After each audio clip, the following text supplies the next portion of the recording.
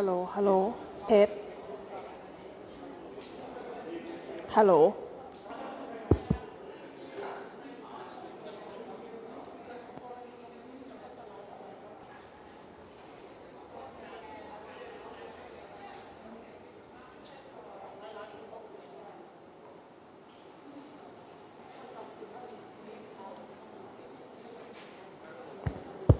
ฮัลโหล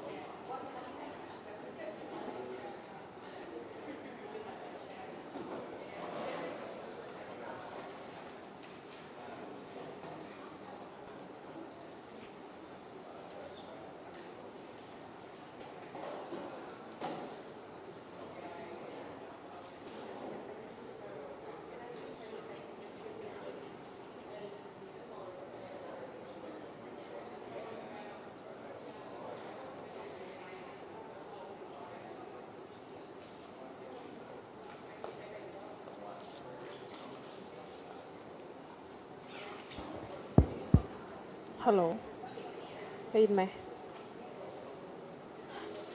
ฮัลโหลเทสเทสได้ยินชัดไหมฮะฮัลโหลฮัลโหลฮัลโหลเทส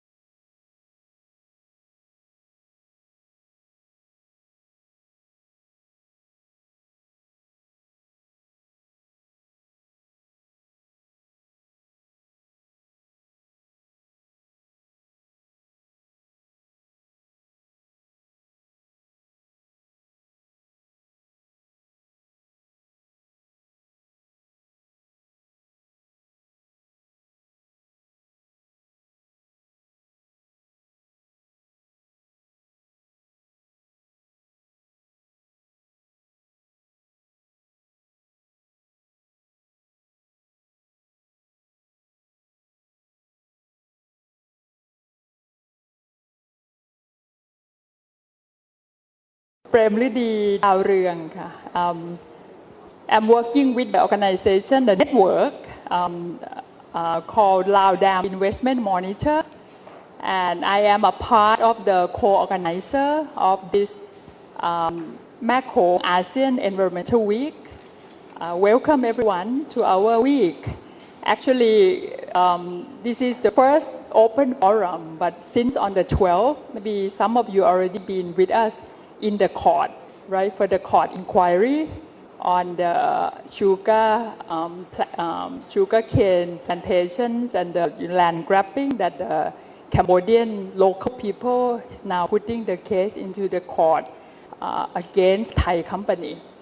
So this is our second activity, and I am here just to introduce the Mekong-ASEAN Environmental Week for you a little bit. This is the event that have been organizing by the group of the civil society groups and also some of the academia who have been working on the environmental human rights issues in the Mekong and the ASEAN region. We are actually doing this week of the environment in the region in parallel with the coming up ASEAN Summit. As you know, Thailand is now the host of the ASEAN, and the first ASEAN Summit will be on the 20 to the 23 of June. So apart from today that we are having this open forum on the business human rights and the people justice, which we have a very good chance to have our Korean and Japanese friend here with us. We are going to have another 2 events next week on the 18th evening at the Foreign Correspondent Club. It's going to be the press conference on ASEAN We Want, and we are going to have the Malaysia and the Myanmar, the friend from Myanmar joining us in the evening of the 18th, and also on the 19th, all day in Chulalongkorn University, we are going to hear more story of the local people in the region on what's happening with them, with the issues of large-scale project and the impact with their livelihood. So all the the series of the 4 activity in this week. I hope you join us as well for another 3 events that we're going to have, 2 events. Thank you again for all of you to come here to join us. And we will expect that for today, the people who come to this event is the people who have been monitoring or following the Xepian Xenamnoy issues, and most of you here are journalists, so thank you so much. Okay, so I think that's it for the Mekong-ASEAN Environmental Week introduction, and I'll pass this panel to Chamali Kutal from Focus on the Global South. She'll be our moderator today, and she will introduce other programs for you. Thank you.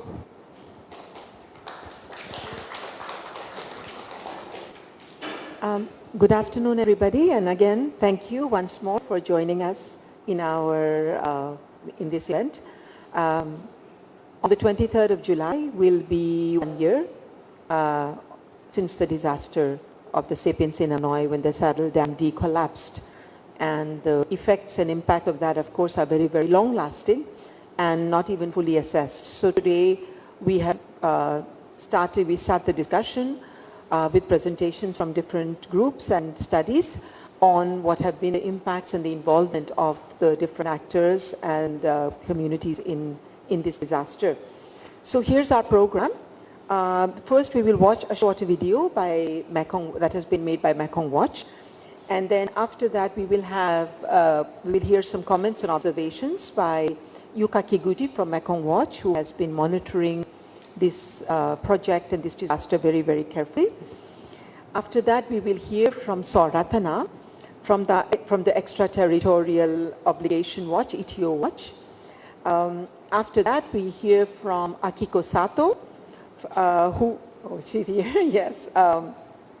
She's from the Kotonoha Law, Japan, and she's going to present a report by Fair Finance Japan on the involvement of Japanese financiers in this dam. And then we will hear from Yehan Park, who is from the Korean Civil Society Task Force, on what work the Korean civil society groups have been doing to create awareness and information about this issue in Korea, because this project is financed at least in 50% by Korean companies and ODA.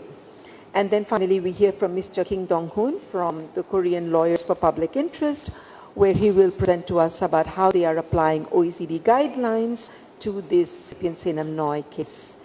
So it's quite a full program, but all the inputs will be short and concise, so that after that we can have an open discussion and all of you can ask questions. So I invite first, Mekong Watch to show their video. Thank you.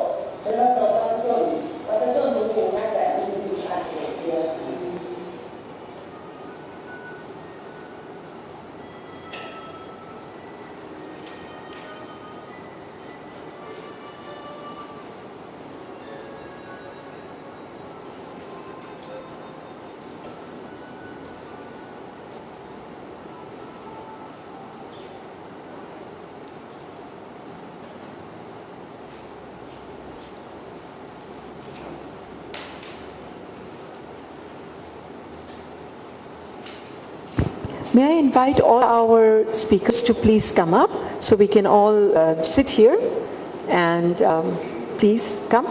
And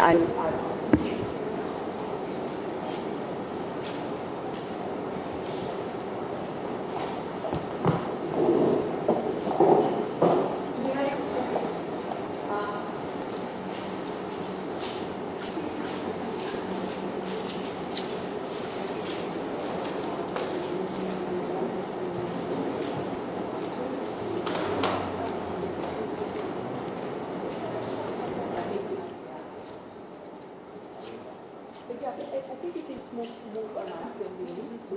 Okay. Yeah. So, which one? Which is the one that we're... Yeah, this one. So, sorry, we are organizing ourselves for the PowerPoints. Do you have a PowerPoint? No, okay. So those who have PowerPoints may be closer to the PowerPoint area, and let everybody, please, yes, please, sit down. I'll get another chair, yeah. So, okay. So you saw you've already seen the video, a short video done by Mekong Watch to show the enormity of the disaster. And of course, there is always a question as to what compensation is ever adequate for such a disaster and for lives that are lost and for livelihoods that are completely destroyed and endangered.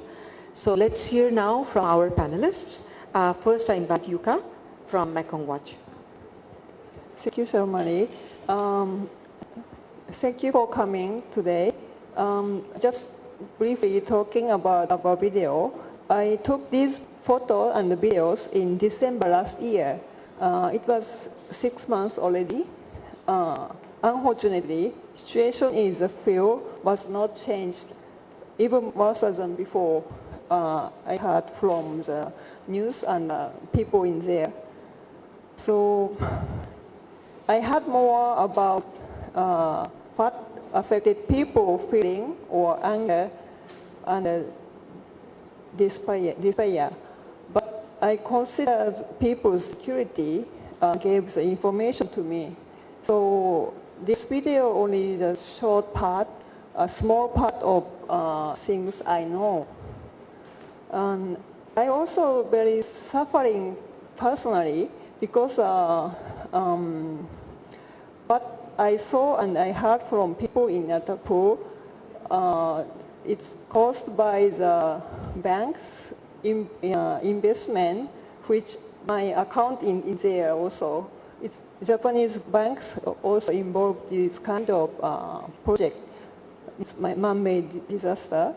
So, but not only the Japanese banks, but also there are so many actors, investor or the funds who share the companies involved in this project. So today my colleague will talking about the Japanese bank's role, and it's only the part of the financial network of this project. But we hope we should, in the future, we have to talking about more about the responsibility of each investor or each funding who involve this kind of disruptive project. So our money is involved in the Xepian Xenamnoy project. So we have to work together to relieve pain of the affected people. And I hope today's forum will make more space to talking about this. Thank you very much. Thank you, Yuka. There's the big issue of justice in the case of the people, affected people, is left relatively unsolved because of the situation of the justice system and what rights are available and what avenues for justice and what mechanisms of justice are available for the affected people and citizens in Laos.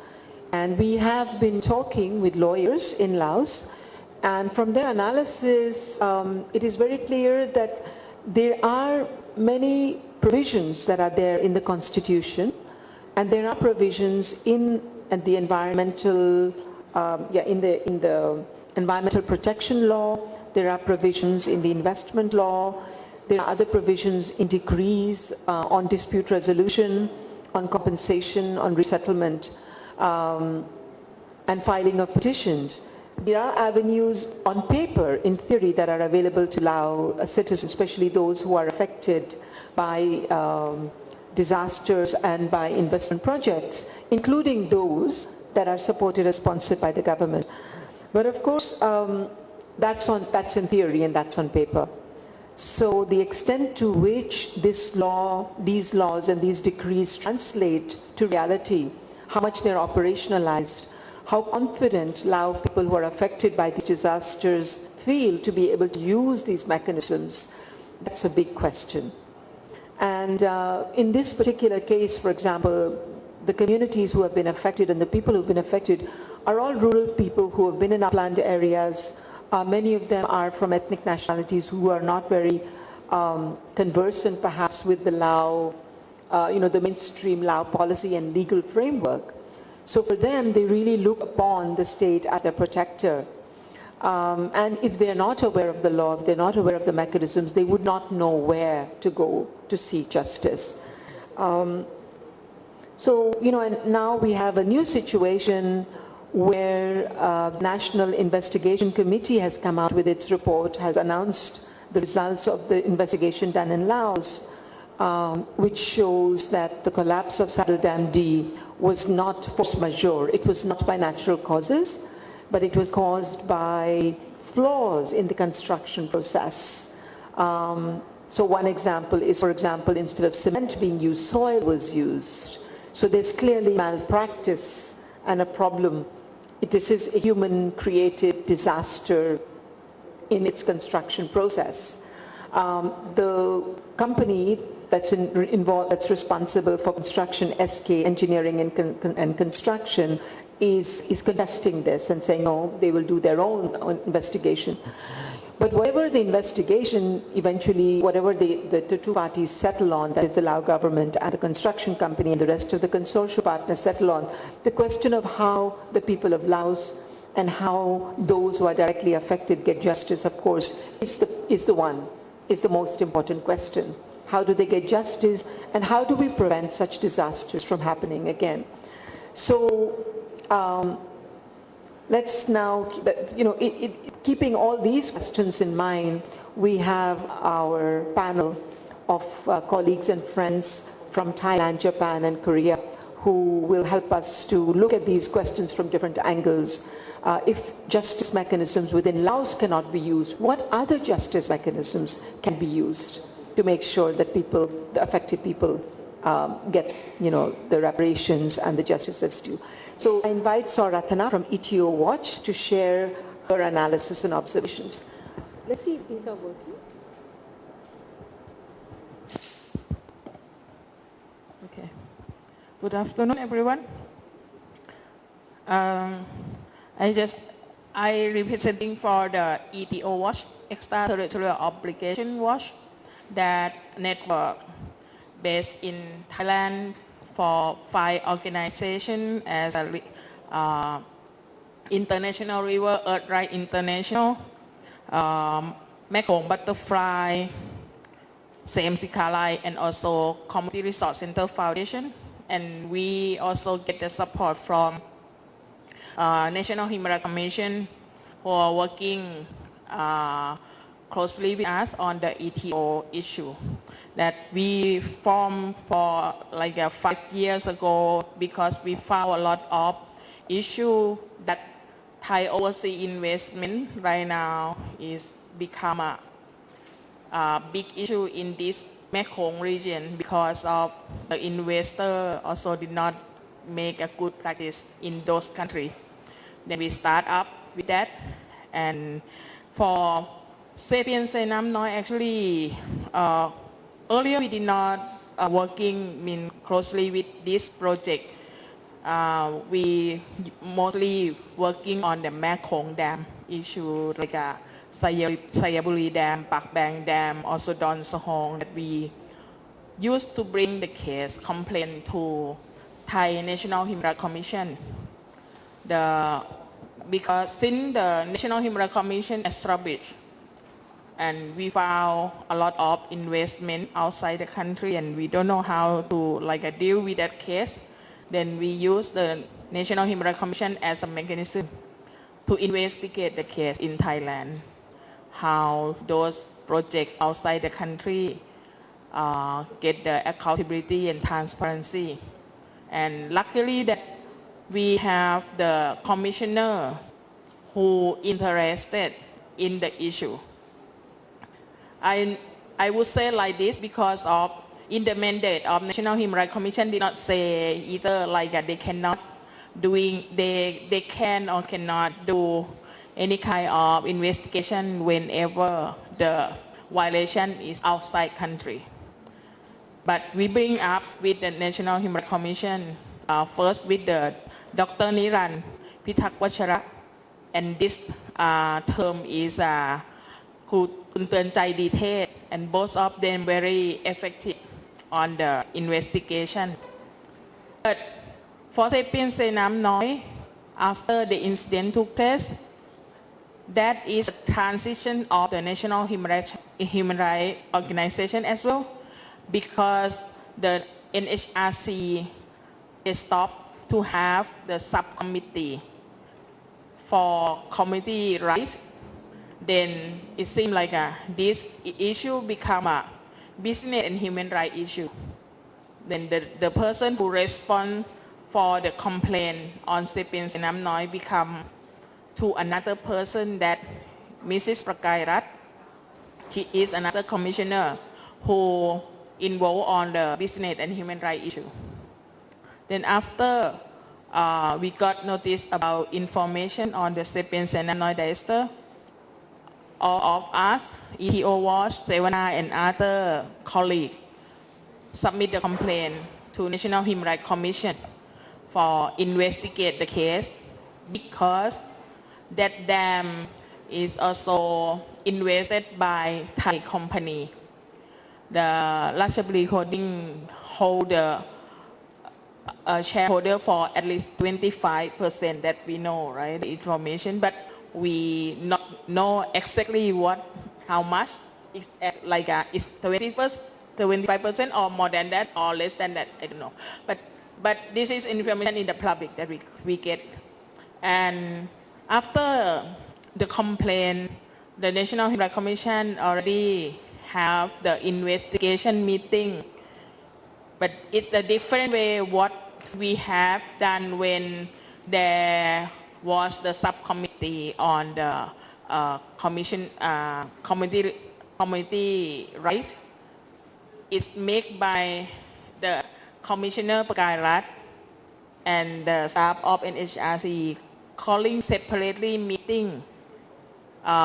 First they invite the complainant come to give the information, and then after that she invite the company and the authority who have to involve on this issue to give the information.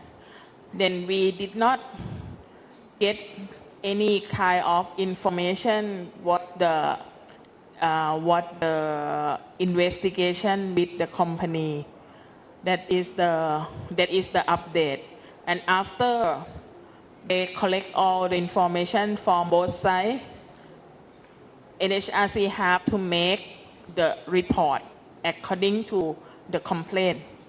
But we don't know when the report will come. This is the process of the National Human Rights Commission. They need to investigate the case and ask every party who come and give information. And they can invite other people, other organizations, other departments, if they know any kind of information or related to the issue. And then after finish the collecting the information, they will make the decision and make the report. What the report will be? The report will be like an administrative report, means this is not no any enforcement for any people. The report is just like a make as a recommendation to both to the company, to the authority, what the NHRC thought, and then if with the state agency, if some comment or some recommendation is go to the state agency, then the state agency must to respond on that recommendation. And if NHRC found that is no any response, no any change by the state agency. NHRC can bring this comment and recommendation to the Prime Minister. And if the Prime Minister also did not order anything, then NHRC can report to the Parliament. It's like the step of the administrative control like that. Then the last step is the Parliament will make any kind of consideration or doing some make a comment or ask the government why they did not respond, why they did not reply for National Human Rights Commission. That is the process. Then this is not an order, this is not the law that like a company, you can see that it will not effective to the company because NHRC cannot order a company to do the things. Then mostly when we have the report from National Human Rights Commission, we used to use the report as evidence for the case, for the court case. Example for the same what Premrudee already talked about the sugarcane plantation in Cambodia. We bring the case, complaint to NHRC, and then after we get the report, we also bring that report as evidence to the court to file the case in Thailand. And this is the process. I just want to add a few more about the Thai law. If you want to bring the case inside Thailand, whenever there is some incident took place outside the country, we have a conflict of law. Then if there is any kind of violation according to Thai tort law, then we can bring the case if that incident, the violator are Thai. Whoever, company or the person, we can bring that case to file the case in Thailand. Same what we have done now with the sugarcane plantation in Bangkok. We file the case to ask compensation for the Cambodian farmer who lost the land because of the they complain that the sugar company from Thailand violation them to evict them, and then they want to get the remedy. Then we bring the case to Thai court. This is the way. I also talk with some colleagues about this case. Also, maybe we have to think how we can bring accountability or responsible from the Thai company as like a shareholder for 25% in this case. But let's see, because it's a lot of law that we have to do a research, because as we know, when we talk about the identity of the company, registration as a company is different. If you register as a company in Thailand, and then you have same people register in other country in another name, you become a different person. That is very challenging, but we want to see how we can make it responsible and also accountability. Otherwise, the corporate, the investor will do it and repeating, and we cannot make any kind of responsible. Thank you.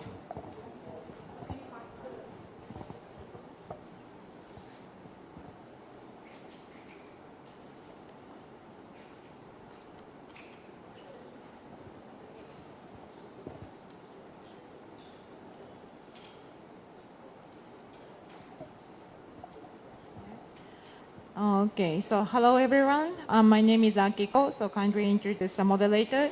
I'm a lawyer from Japan. So currently I'm based in Tokyo, but recently I used to live in Bangkok. And also there I have the experience of living in Cambodia. So this region is quite familiar with me. And also this is why I'm also feel passionate about the case as well.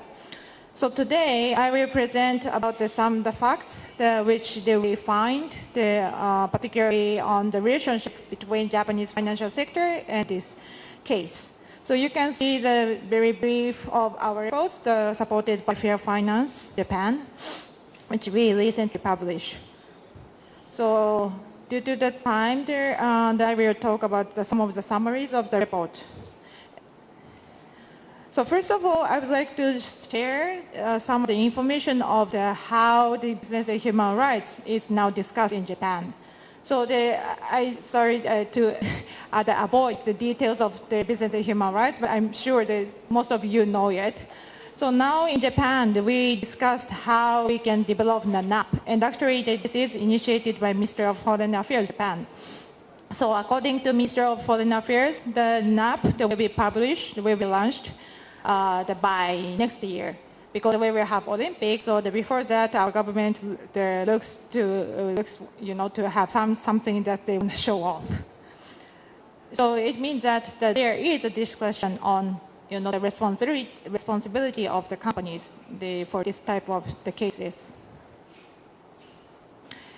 So how is the reaction from private sectors on business and human rights? So I would say the level of awareness or engagement in business and human rights is quite diverse among private sectors in Japan. In terms of financial sector, I feel like the general understanding on UN guiding principle or responsibility the business or responsibility finance has been increasing, maybe because some other similar guidelines, such as the the principle or PLI exists. I don't say that this is, this doesn't mean that they are engaging. It's just like there is some type of awareness. Then implementation is another issue. And actually, the number of signatory banks of the Equatorial Principles from Japan is 6. And the Mitsubishi UFJ Bank, which has the relationship with this case, is also a member of this principle. And this is just for your information. We have the Japan Business Federation named Keidanren, which has the number of the more than 1,000 member companies from Japan, and which actually revised their charter of corporate behavior 2 years ago. And in that new chapter, the UN Guiding Principle on Business and Human Rights was explicitly mentioned. And also they put the new section for respect for human rights. So conduct business that respects the human rights of all persons. But this chapter doesn't have any a mandatory or enforceable power, but it shows that there is, as I said, this is awareness of business human rights. So I just jumped onto the specific relationship with the Japanese the bank, namely Mitsubishi UFJ, and with this case. So you can see here, Xepian Xenamnoy Power, the LDD, and the company is founded by the 4 banks, and you can see one of them is Ayutthaya Bank, which I know that all of you know it. And actually, the main shareholder is Ayutthaya Bank, is Mitsubishi UFJ. The 76.88% of the share of Ayutthaya Bank is coming from Mitsubishi UFJ. So you can see the connection of Mitsubishi UFJ with this case.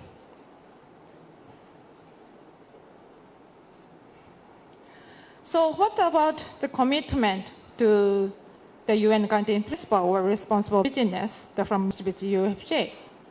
Actually, when you look at the website of Mitsubishi UFJ, you can find many relevant policies which is relevant to the topic. So for instance, Mitsubishi UFJ Human Rights Policy Statement, Mitsubishi UFJ Environment and Social Policy Framework, and Mitsubishi UFJ Responsible Investment Policy. So they have policies.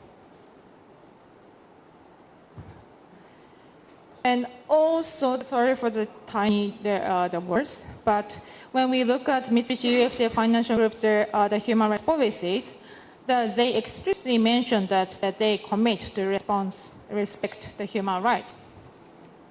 And also that they mentioned some of the relevant international human rights guidelines for their human rights principles, including the UN Guiding Principle or OECD guidelines for multinational enterprises and the PLI, and so on and so forth. There are so many.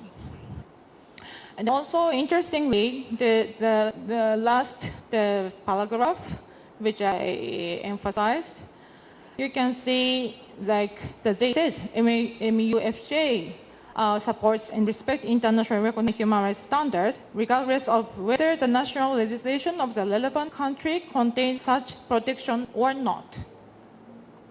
And in countries where local legislation conflicts with internationally recognized human rights standards, MAEW seeks to respect international standards. And also about clients, Mitsubishi UFJ again said MAEW expects its clients to respect human rights and avoid any human rights violations. And it promotes the respect of human rights by responding in an appropriate manner in situations where our products and services are directly connected to violations of human rights, and urging clients to implement the appropriate responses. So to be honest, when I look at the principles for the first time, I think, okay, it looks good. It says like what we want to have. But then, the question is how they are implementing these policies. And what we found through this report, what is the lack of what lacks from these principles? Actually, the first one is the scope. This is quite crucial, particularly in relation to this case. Because the policy just said that, actually that policy doesn't explicitly mention how they have relationship or how they implement this policy to their relevant banks abroad. So that we urge that the policy should be applied to their relevant companies abroad, of course including Ayutthaya Bank, which is not clear by its policies. And the reasons for it is because there are two reasons, main reasons. And the first one is, as I already described, MAEW is a major shareholder, and also the CEO, as well as the vice president, are seconded by MAEW.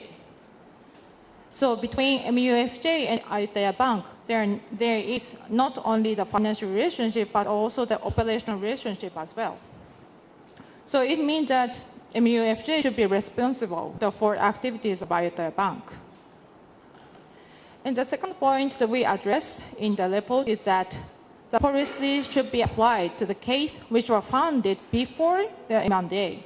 It means that before the Ayutthaya Bank, there has a concrete relationship with MAEW. It is because human rights due diligence, which means that to identify, mitigate, and prevent human rights risk, is not only one-time ticking box exercise, but this is an ongoing process. And this could be applied for particularly this kind of project, which are carried out in countries where state governance is low. So MAEW should take additional steps for the relevant banks so that capacity gap to comply with and implement their policies would be met. Which means that in this case, MAEW should take some step, maybe to give some training for Ayutthaya Bank so that Ayutthaya Bank are also complying with their policies. And also what is missed among their policies is the transparency and accountability. As you may know, these two keywords are very essential when we talk about the business and human rights or UN Guiding Principle. So therefore, when we look at their policies, there is no clear explanation on the process. How that kind of process is pursued is not clear according to their policies. And also, there is no clear criteria for human rights due diligence. it means that, that we cannot hold them accountable regarding their human rights due diligence activities. If it's just say we are doing a human rights due diligence and we are compliant with international standards, it's not enough. We need more concrete information and also concrete commitment so that we can, see how they're really, taking the action to protect and promote the human rights. And also about the grievance mechanism. This is the so-called third pillar of UN Guiding Principles. So how to give effective remedy for the victims who are affected by some project which has a relationship with their activities. So we need that the strong, we want to have, or we want to see the bank will establish an effective mechanism. Actually, in the policies, they do not mention anything about the grievance mechanism.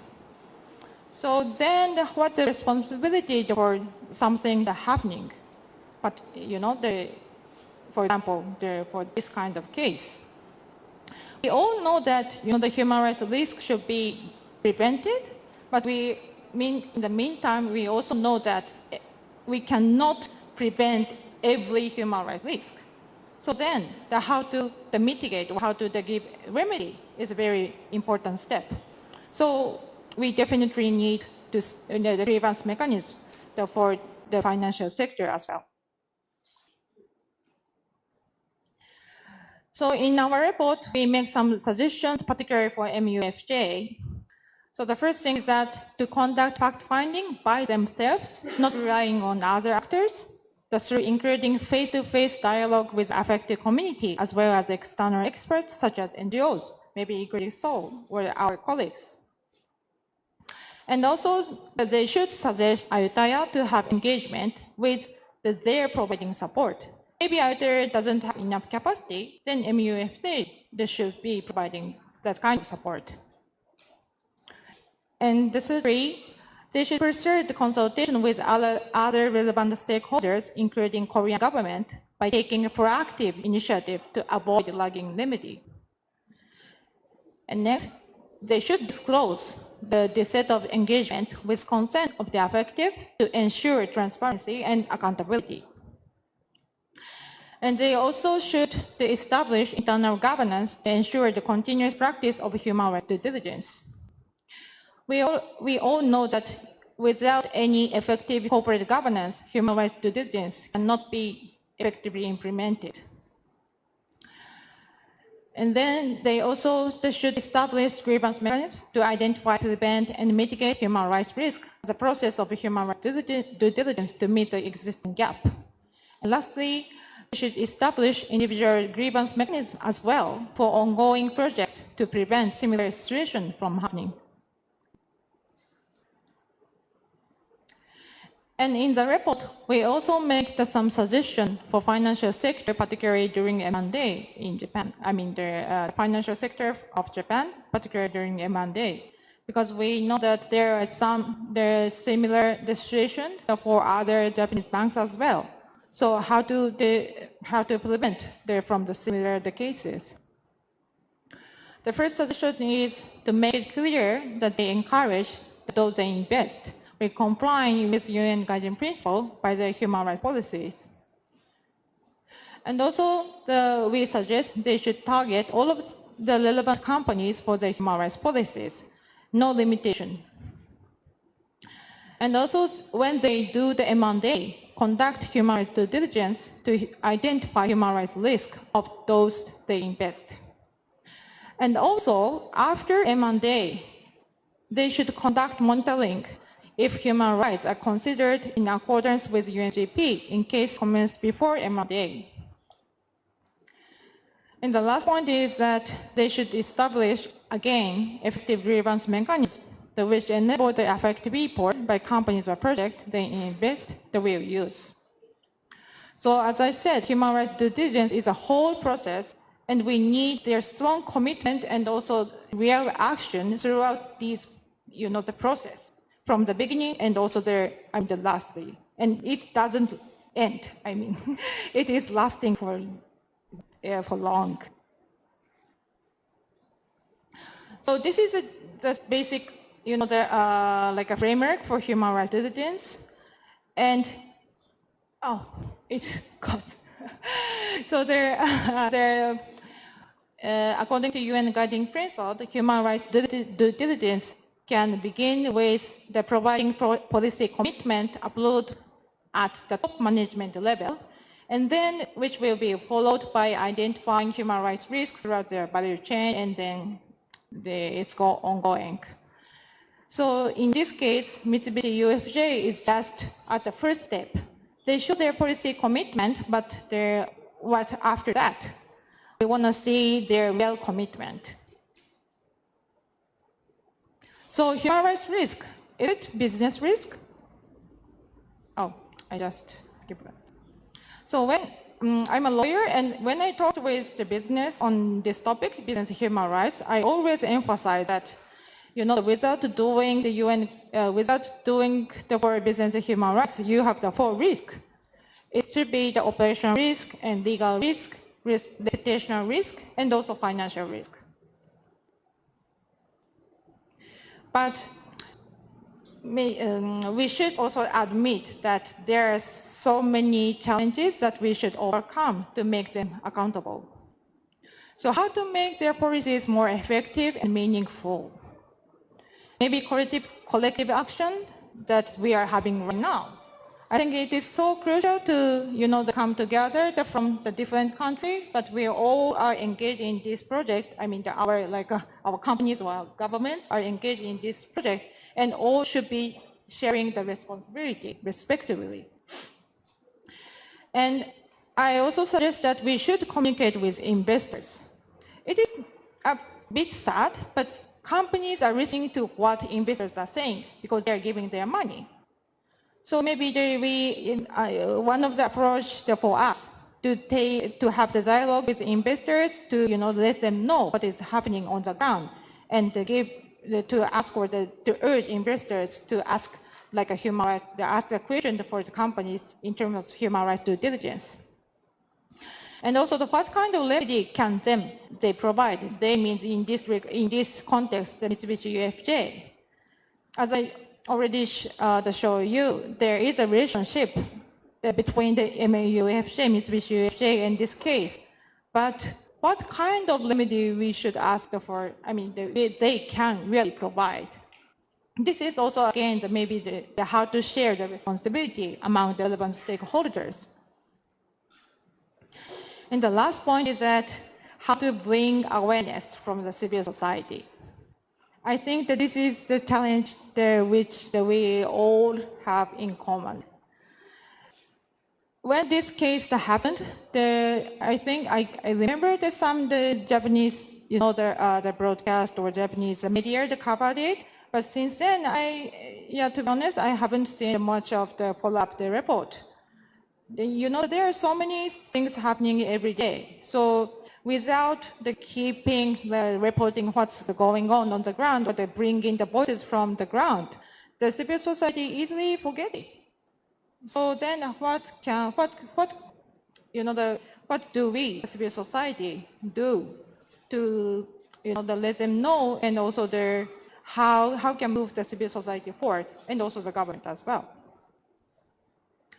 So there are so many challenges, but I also hope that this kind of opportunity should be going on so that we can continue our collaboration, and this is quite crucial because we also know that there are so many similar projects going on, funded by Japanese or the Korean or whatever, whichever. The big, the so-called donors are giving their money for the large-scale project, and in which some people are suffering. So we should prevent, and also we should stop that kind of the adverse impacts for the people who should be protected their human rights. So this is my presentation.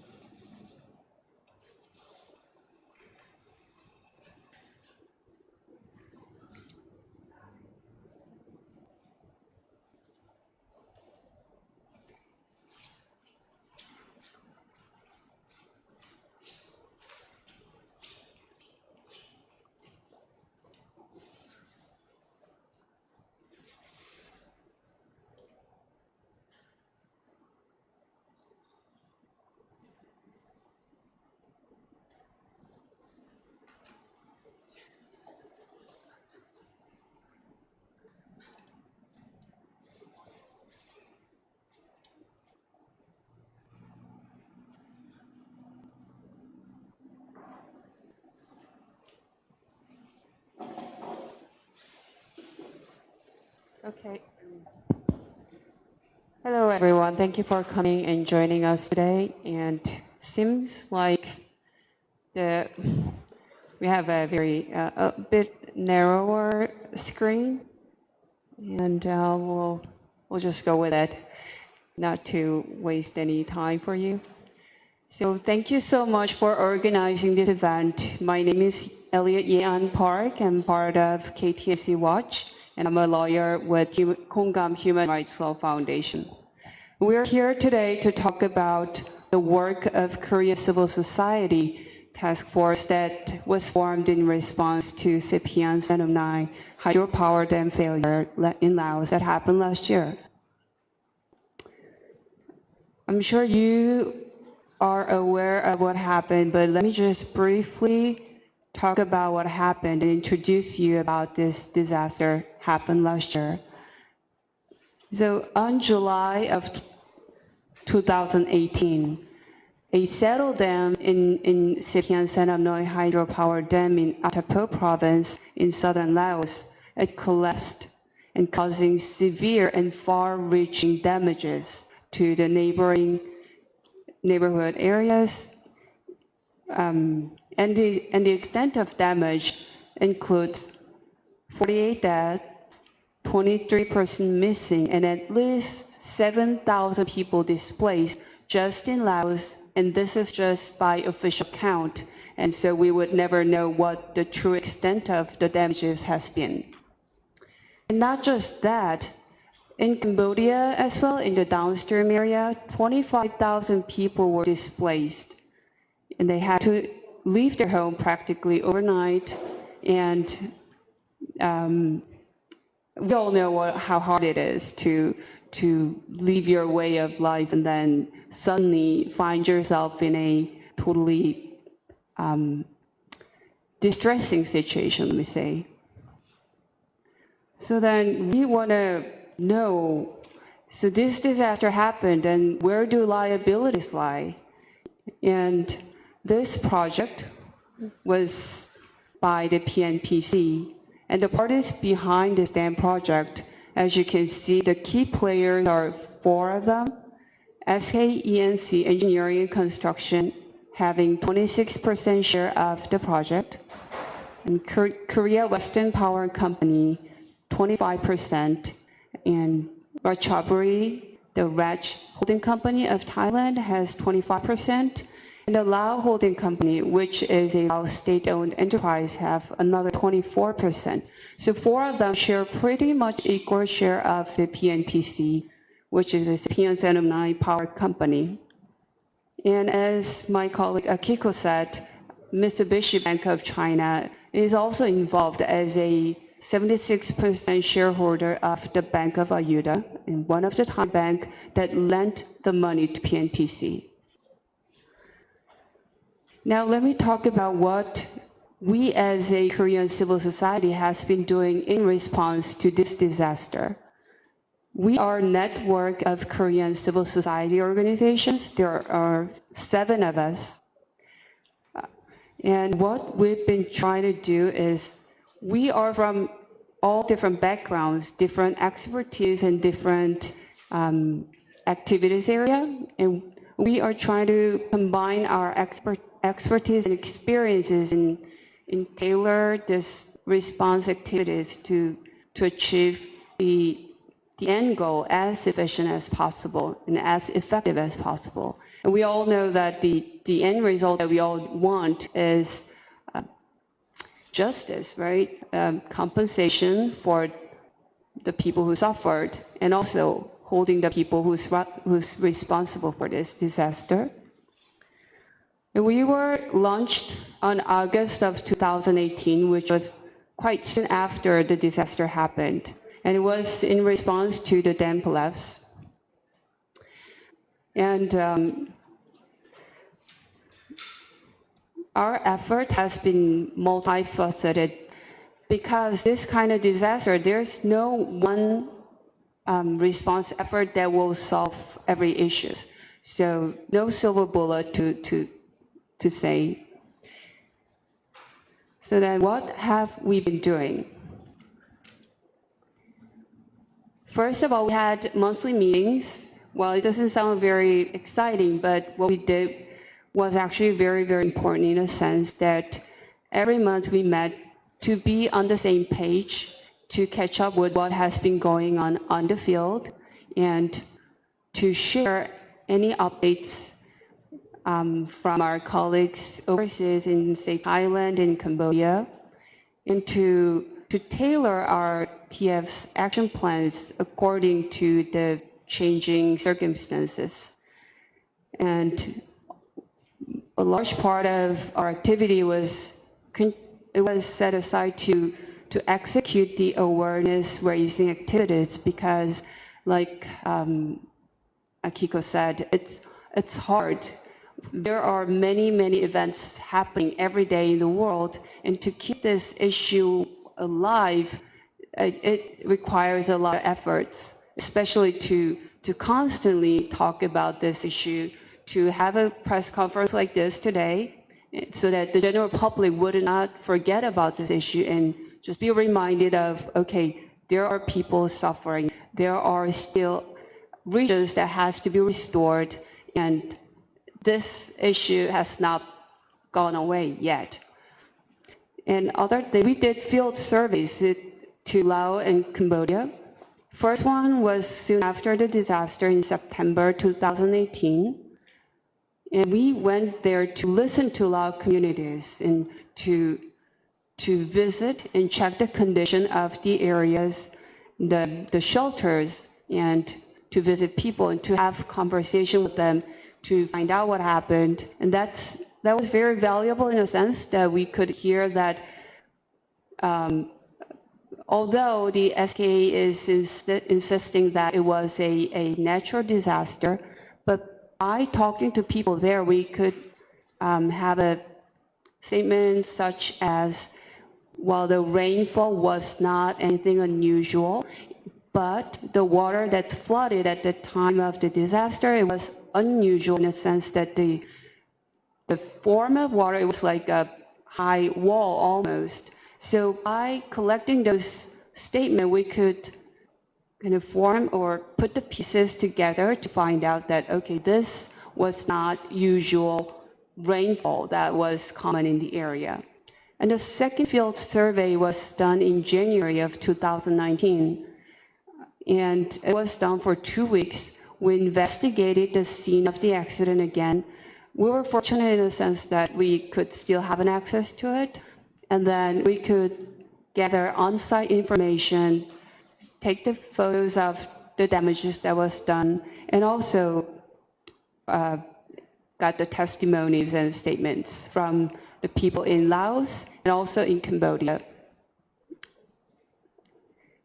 And in relation to its issue-raising activities, we did SNS fundraising campaign. It wasn't so much about raising funds, but it was more about raising awareness, because by doing this SNS campaign, we could reach the general public who would not normally be able to or be interested in dam collapse that happened 6 months ago in Laos. As much as I hate to say this, but sometimes we tend to forget about this tragedy that happens kind of far away from where we live. When we have this physical distance, it's so easy to forget that there's human suffering that's happening. And that was what we try to combat. We try to put the human face to this story. And it's not about the dam collapse. It's not about some design defect, but it's about human suffering and people being taken away from their everyday lives. And we did the press conferences. I just wrote a couple of them, but we've been doing a lot of issuing statements to paper medias, and these press conferences that I've listed are conferences like this one, where we invite the journalists to come and also the general public, so that we can have more intimate conversation on the issues. So, yeah, you can read. So I won't go over four of them, but it has been it has been a very good opportunity for us to communicate and to let the public know what we are doing here. And also, like this one, we did public discussions, also in National Assembly, so that we let the National Assemblymen know that this issue is not going to go away, and you will have to find a way to respond to it. And also, very important part is information gathering and fact-finding efforts. We did this sometimes because it is by nature, it's an EDCF, which means that it's a business contract in a sense, although government money is involved. So a lot of times, important documents are it's shielded from us, it's hidden from us under the name of contractual confidentiality. So oftentimes what we did, sometimes effectively and sometimes to no avail, we involved the National Assembly members and asked them to put pressure on the company to disclose the terms of the contract, sometimes terms of, for example, insurance contract. And we also submitted formal request of information disclosure to related parties.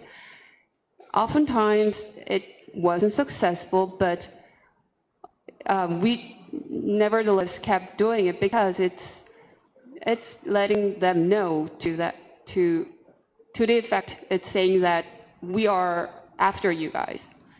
And then we issued a public inquiry to responsible parties, and sometimes no answer can be a kind of answer. We would let the media know that, okay, we requested this information from the companies who should be held liable, and they refused to answer. And in that way, we kind of let the people know that, okay, there's got to be something to it. And then finally, we also did, because it's a disaster of global, international transporter scale, we try to take full advantage of non-judicial grievance mechanism, which two of them that I've listed here. One was to submit a petition to UN Working Group on Business and Human Rights. It is a non-judicial matter, grievance mechanism. So even if the working group issue a recommendation on our favor, it's not going to be able to force a company to do anything. But because of the weight UN Working Group on Business and Human Rights carries in terms of the reputation of the companies and reputation of the countries involved, we do believe that it is one of the effective way to maybe to get the result that we would like to have. And we submitted the petition on Xepian Xenamnoy Dam collapse on January of 2019. We haven't heard anything yet from the working group, but we are working closely with the commissioners of the working group. We keep them updated on what's going on. For example, we would share with them the statement that the civil society issued after the Lao government issued the official investigation report. That way, it's another effort on our side to keep these issues alive. And oftentimes, although it may seem slow and ineffective, sometimes we do believe it is the most effective way. And finally, the OECD NCP petition. NCP is an acronym for National Contact Point. So members of the OECD countries are required to have the NCP in their country, and what they do is, it is a grievance mechanism to report the violation of OECD guidelines for multinational enterprises. It is similar to UN guiding principles in a sense that it has chapter on human rights, and it kind of lists up the expectations the multinational enterprises have in terms of protecting the human rights in their business activities.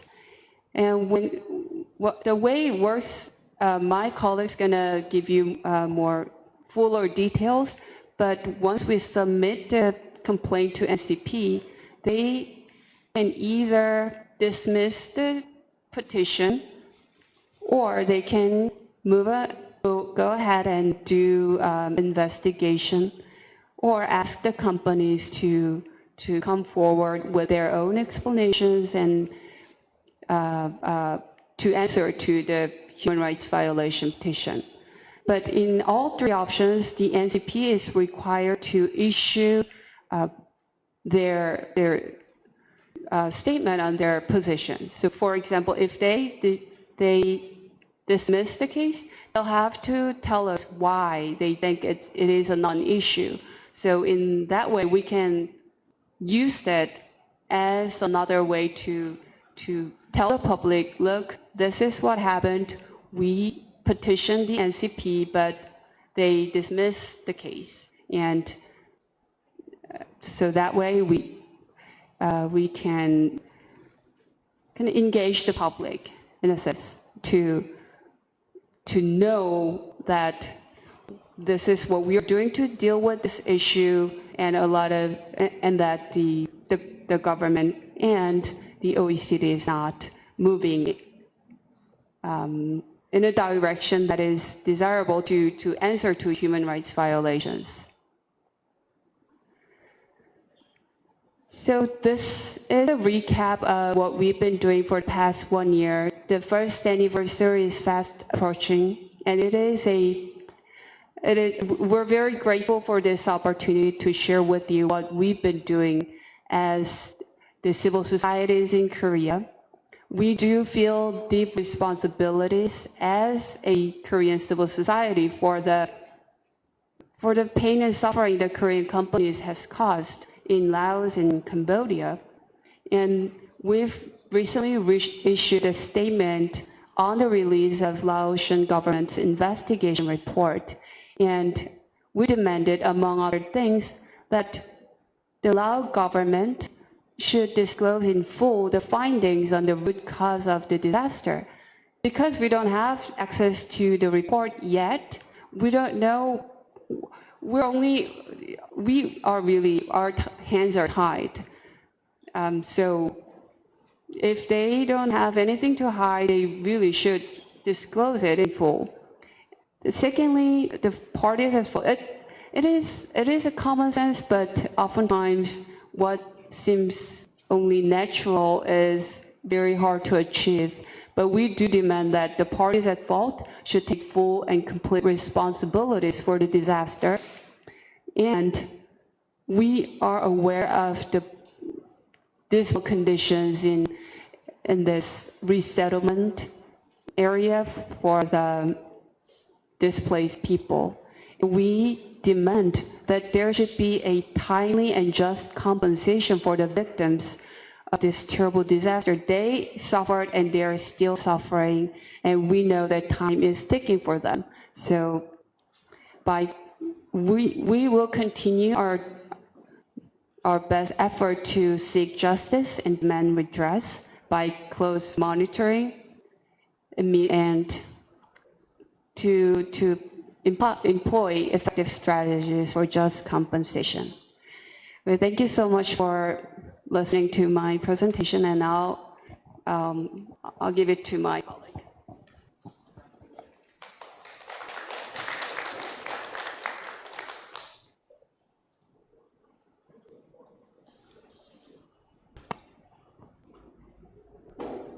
Thank you.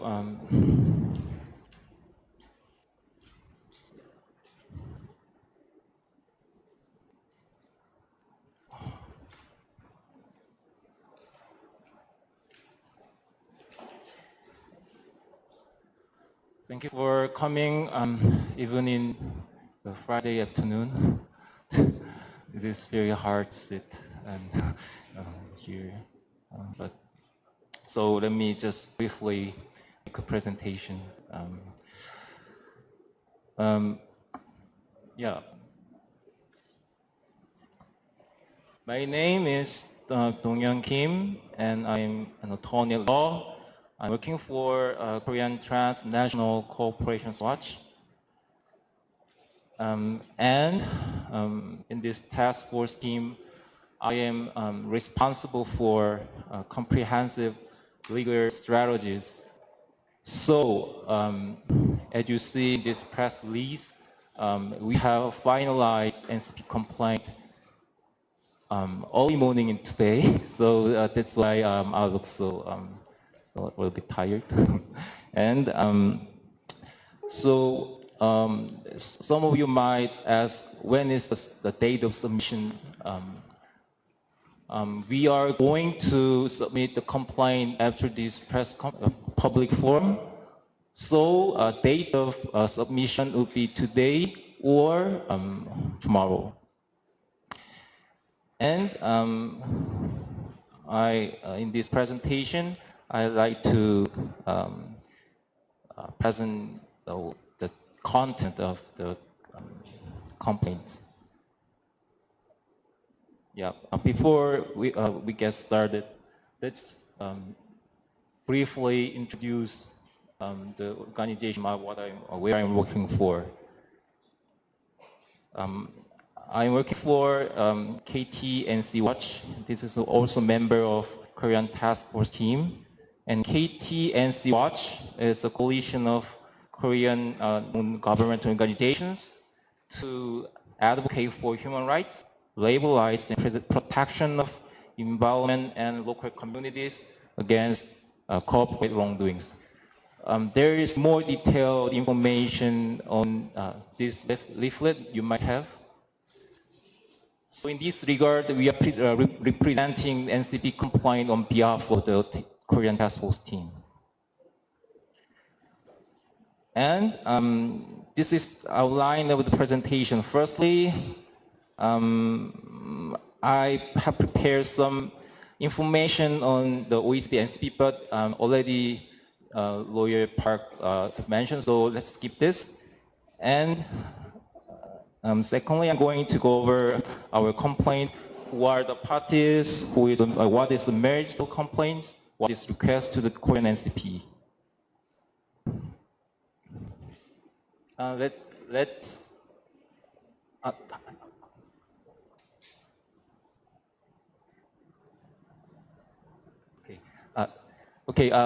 Let me just point out this. As you might know, there are only 2 countries where national contact points are established, Korea and Japan. That means that, unfortunately, we can file an NCP complaint to the Thailand or Laos NCP because there is no NCP in those countries. Okay. And let's talk about the parties. Complaints is the task force team, and members of task force team, as you can see, as follows. And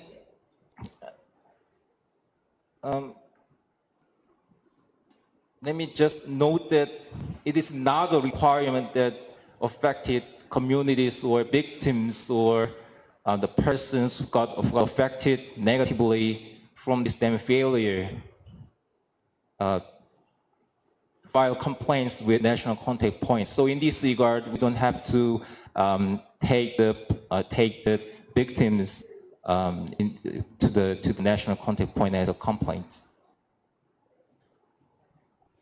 And as for in terms of respondents, there are 3. First respondents is Korean Exim Bank, and the second one is SKENC is a construction company, and the third one is Korean Western Power.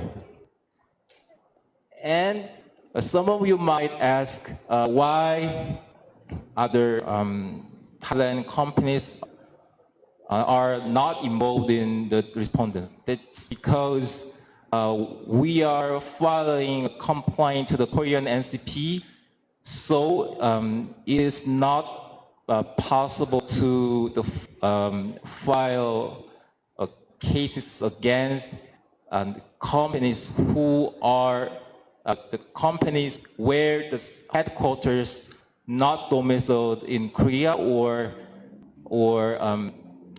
their operation is not within the Korean jurisdiction. That's why we are not filing complaint against the Thailand company. And also some of you might ask that there are other Korean companies with such as subcontractors or other engineering companies of this project.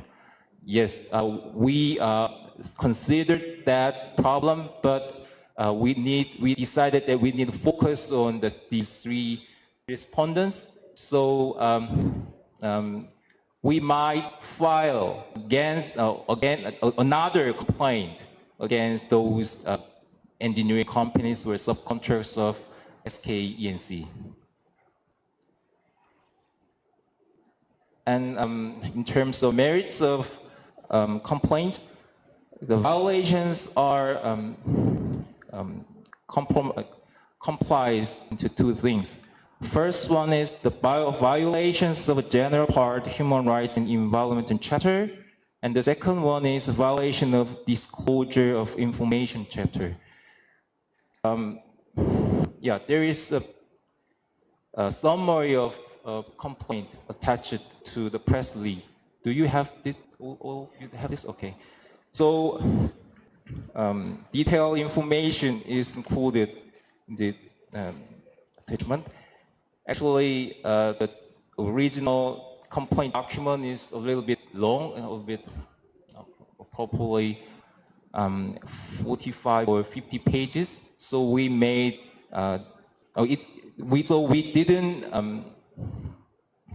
translate into English because it's written Korean. So we made this summary of the complaint. So all the arguments are included in this summary. Let's see the violation of general part human rights environment chapter. We think we argue that respondent there is a poor design and construction again respondent to SENC, and there is an inadequate response at the time and in the aftermath of the collapse. This is the argument against respondent 2, SK, and respondent 3, the Korean Western Power. And there is a failure to meet human rights due diligence in the course of management of the EDCF and the performance of financial advisory services. This is about respondent 1, the Korean Exim Bank.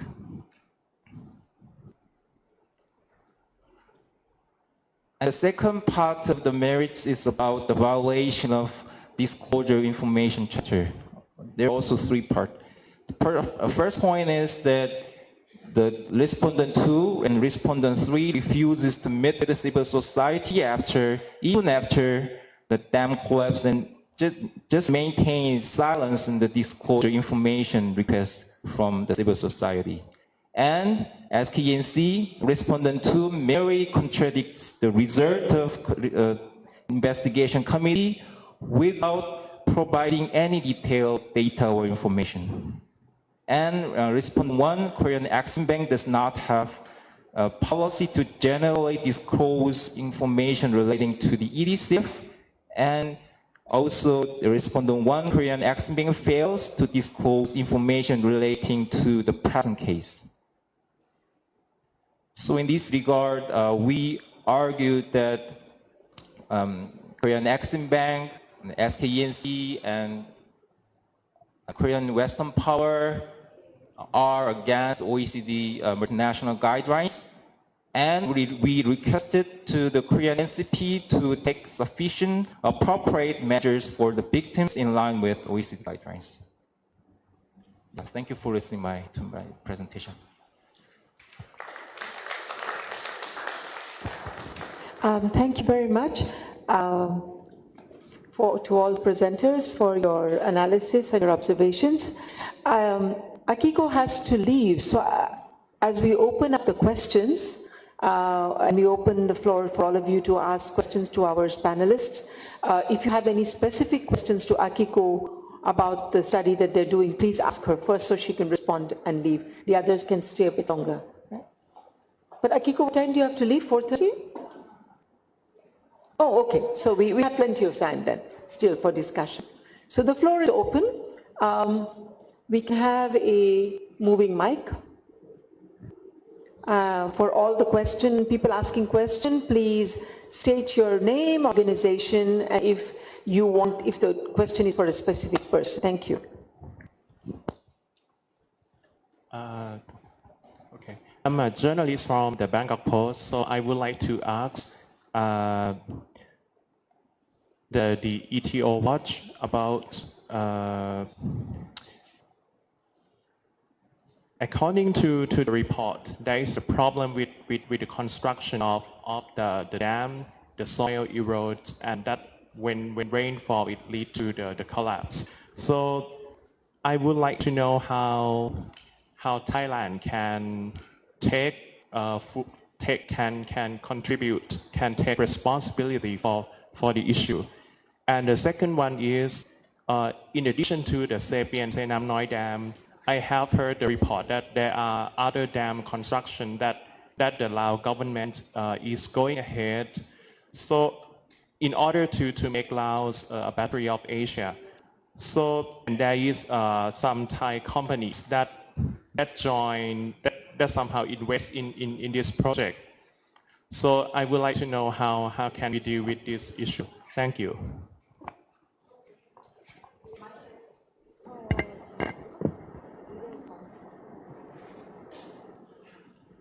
Thank you. First, for the Xepian Xenamnoy, because of the shareholder is a Thai shareholder for only 25%, that we have to see how we can use the Thai law for accountability from the business, because in other case when we find the case for Cambodian sugarcane company, it's because of we found that the company even is registered in Cambodia, but it seems like they are agents, or actually because of company from Thailand hold 100% is completely 100% holder, right, in Cambodia, that is more easy to prove, that we can use as a conflict of law to get the responsibility of the company in Thailand. But when it's only 25%, we have to see how it can make. And also because of, I think Ratchathewi holder is not the public company, because according to a public company, in the stock market committee, they have a kind of responsibility of the public company as well, as a code of conduct for that. Then it's more easy. Then we have to check what kind of the law that we do, because we did not do any more research yet with this case. But what I concern, because of, according to tort law, is a 1-year institute that we can bring the case to court for getting compensation. And even we use a conflict of law, bring the Lao victim come to Thailand, is also need to use the tort law in Laos. And it seems like tort law in Laos is also 1 year. If I'm not missing, no? But Cambodia is 3 years, then it's different. Then it's also, when we talk about the other dams in Laos, we already follow about the Sayabui Dam, Don Sahong Dam, Pak Bang Dam. All of them have been complained to National Human Rights Commission. And for the court case in Thailand, because in that dam, the IGAD board have have a power purchase agreement to buy the electricity like a Sayapuri. Then we bring it to the administrative court to the challenge for the like a buyer or supplier. But for Don Sohong, it's not related to Thai company. Then we also use another chance for complaining to National Human Rights Commission in Malaysia. They accept the complaint, but they said that they don't have a mandate to investigate the case. Anyhow, they make some recommendation to the company who want to invest in outside the country that they need to be aware of the human rights abuse, something like that.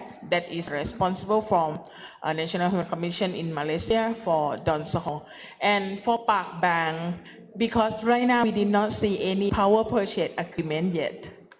We don't know that it will be EGAT or other or not to buy the electricity. Then we also think Thai is also member of Mekong Commission, the MRC. Then we use another challenge with the state agency of Thailand that they need, the state agency of Thailand need to respond on MRC agreement, because under the agreement, every country member have their like a partnership to consideration whether any project in Mekong River can be built. And then they make the agreement, they make the PNPCA, that is agreement for management of the Mekong River. Then we challenge in the administrative court that Thai lack of protecting the Thai people, Thai government lack of protecting the Thai people by not intervention, not any kind of support or make any concern to the MRC. That the way we try to make it. But for Xepian Xenamnoy, because it's not in the Mekong River, it's also like a kind of, it's not a branch of Mekong, because MRC just working only for the mainstream. Then it's also hard for using the MRC. Yes, other questions, please? Who else has a question? You have a question, please? You please, just you have your headphones? Because he will speak in Lao or Thai. So we need headphones. Just 1 minute, please. Oh. Okay. He will speak to you and you will translate directly? Okay, can you like that? All right. สวัสดีครับผมชื่อนาธานโจเป็นผู้ที่ได้รับเป็นคนลาวนะครับเป็นผู้ที่ได้รับผลกระทบจากเขื่อนเซเปียนเซนามอยมีใครเอาไมค์อันไหมเอาอะไรไปให้คุณชิคกี้ใส่ไมค์แล้วก็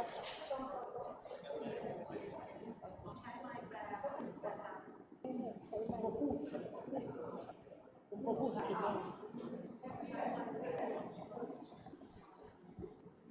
ให้เราพูดน้อยหนึ่งเลย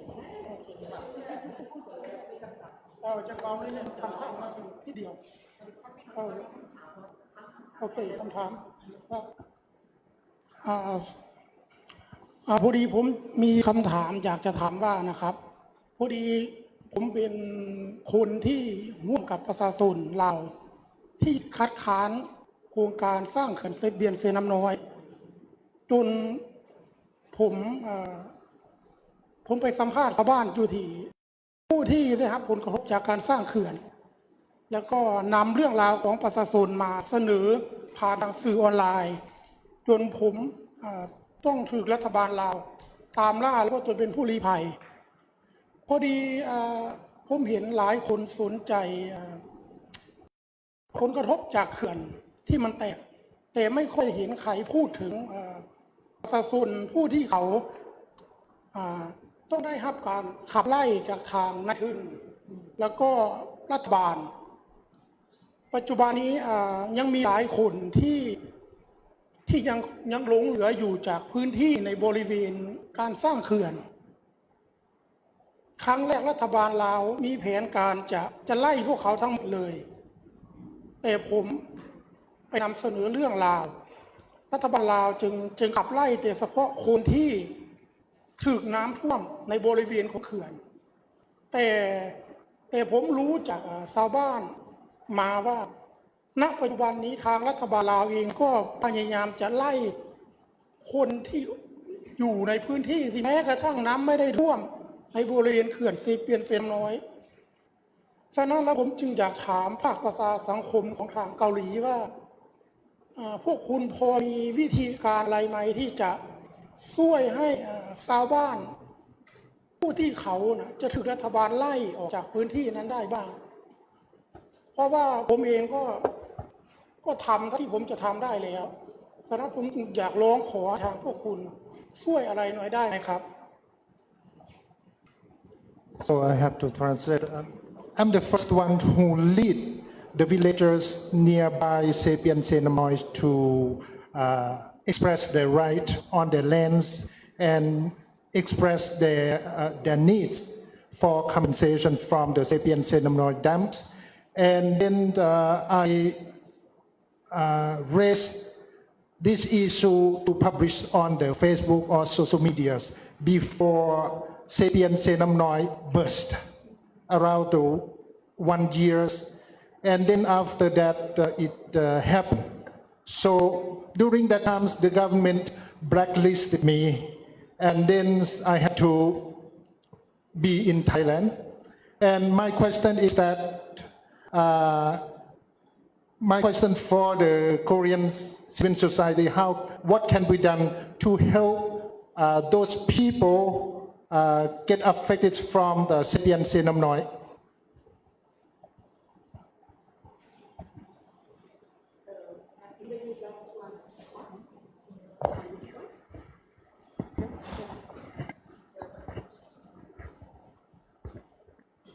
So just to recap,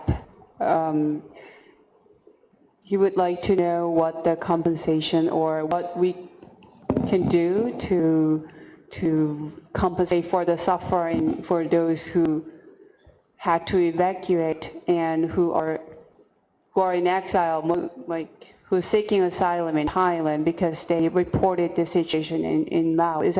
Is that correct? Like, I'm just asking if he's asking for the general goal of our civil society, or is there anything more? Is he asking more specific question? Could you please ask him again? Thank you. คืออย่างนี้นะครับเพราะว่าการสร้างเขื่อนเซเปียนเซน้ำน้อยนี้มันมีการคอร์รัปชันกันอยู่ในนั้นคือทางรัฐบาลลาวนี้ไม่ได้ซดเสยอะไรจากชาวบ้านเลยให้สะสม So the Xepian Xenamnoy construction project is full of the corruption. So the government does not pay attention to this issue, and then the government do not pay attention to the affected people. I won't say that I understand what you're going through. There's no way I can understand that in full extent. And I am all I can say is that we are aware of at least roughly what you are going through, the pain and suffering. And our goal is, I'm so sorry that I cannot promise anything per se, but we're saying that we will do our best to put pressure on Korean government and on Lao government and also SK, whoever is responsible for this disaster, to answer for it. And we are aware that there are people who had to seek asylum in Thailand, and just because they let the world know what was going on. And really, we are very, very sorry for your loss. And although I can't tell you this and this, we will make it happen. But but we promise that we'll do our best. And I really appreciate your courage, and I am very sorry for what you had to go through. Let me just add that as a Korean task force team, we have struggled to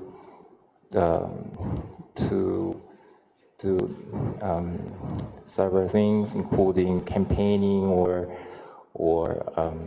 asking to the government, parliament, use parliament, congressmen to gather information on what is going on under the high level of the government, or yeah. But you might see what we have done so far from her presentation. But I know that we need more. We need put more effort to get some positive or realistic impacts and influence on the Lao people. But at the moment now, I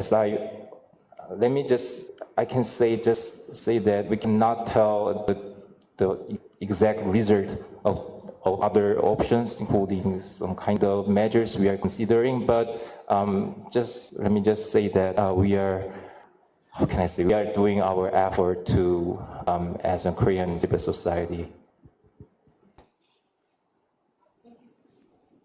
Thank you. I think one of the points that is important here, I take as a takeaway point, is that when civil society does not have free voice, when civil society or affected people don't have the ability to share, and when information is controlled and the news media are controlled and access is out, then one of the big impacts of this kind of disaster is also the impact on the human rights and the security of people. Because that is an impact, but then also a cause for why the information is not getting out. So I think the plea from our colleague, friend from Laos, is also for people to understand that it's not easy for local people to be able to share their stories, because they don't, when they try, they are persecuted. So I think that's just a takeaway. Yes, please. Oh, we have two mics going there.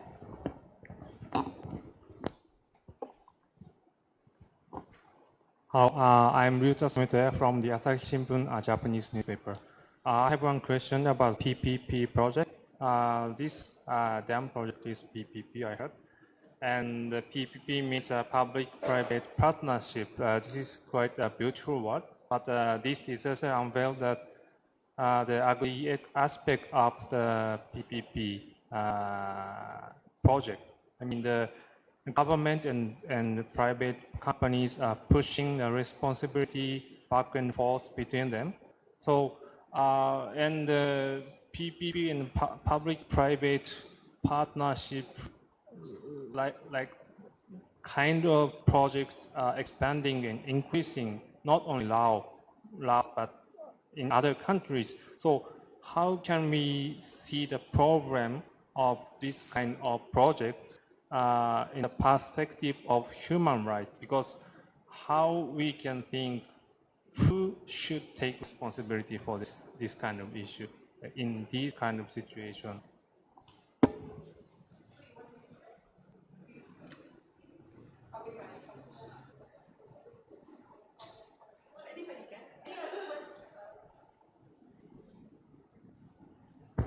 Is the question clear? It's about the public-private partnership, that when you have PPP, it's a very nice sounding term.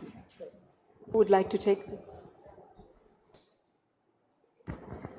Well, I won't pretend to be an expert on PPP, but public-private partnership, yes, it sounds good.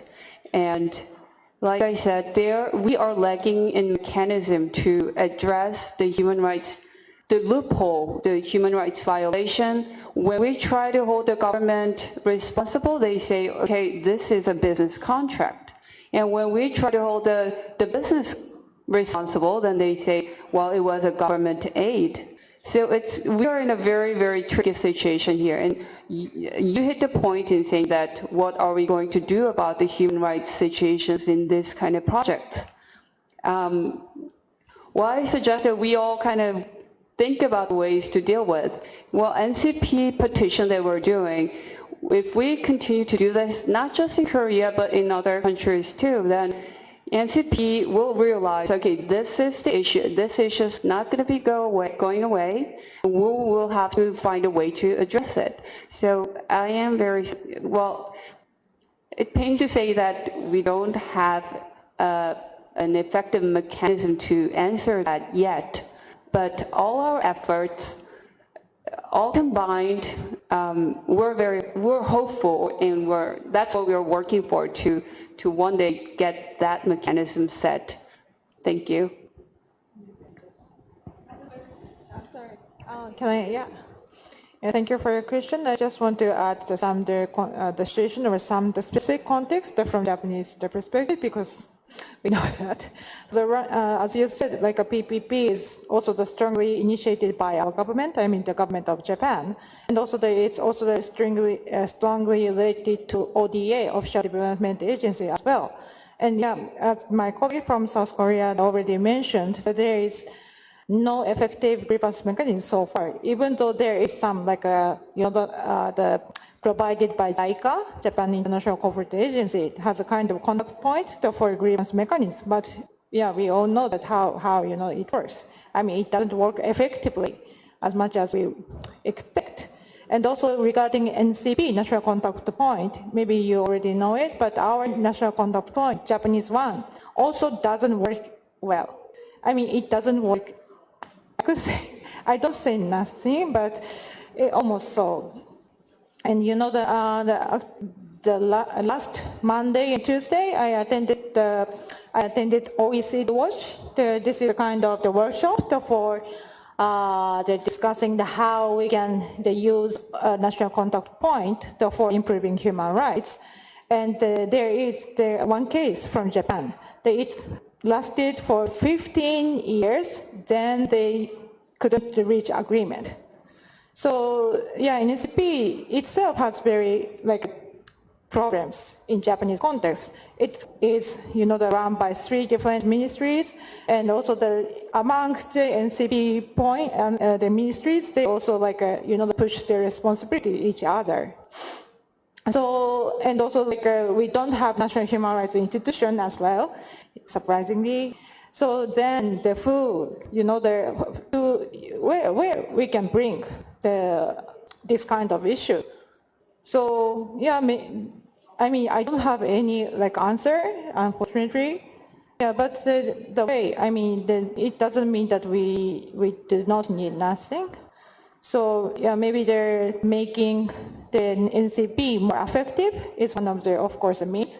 And also, as the civil society are doing for a long time, just bringing the issue to establish the national human rights institution for our government is also the means.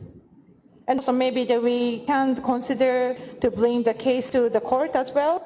We are not there. We don't have any a successful case about litigation in Japan yet. They're the one in Thailand, but we can learn from the experience from the region as well. Yeah.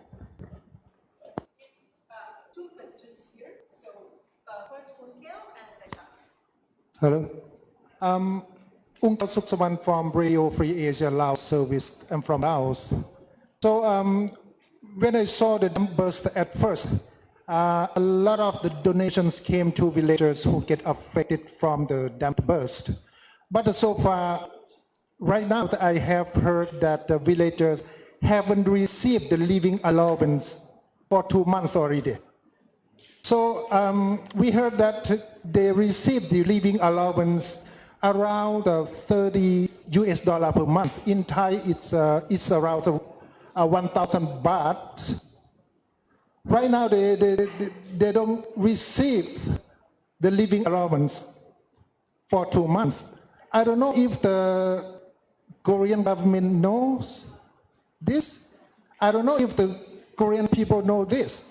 So my question is that how can we make sure those people who get affected will not be forgotten? Thank you.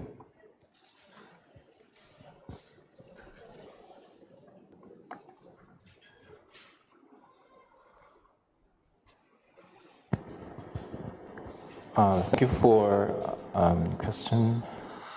And your question is, do you know the current situation in Laos, that they don't receive the money from government is stopped? Yes, I know, and I heard from the colleagues, and also are from your news agency, your news. So when you forwarded your news from our colleagues, we made a public statement arguing against the government and company about what you are saying. So, but we didn't receive any response from the government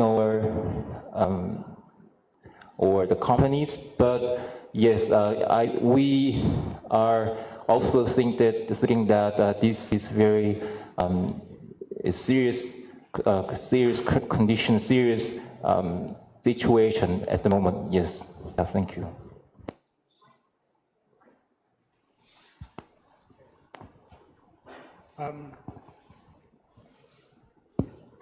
Hi, Charlie Tame from Thammasat University. Thank you very much for the presentation. There was a lot of information to digest, and I just wanted to try to ask those people with the legal background a kind of a question about this issue of joint liability.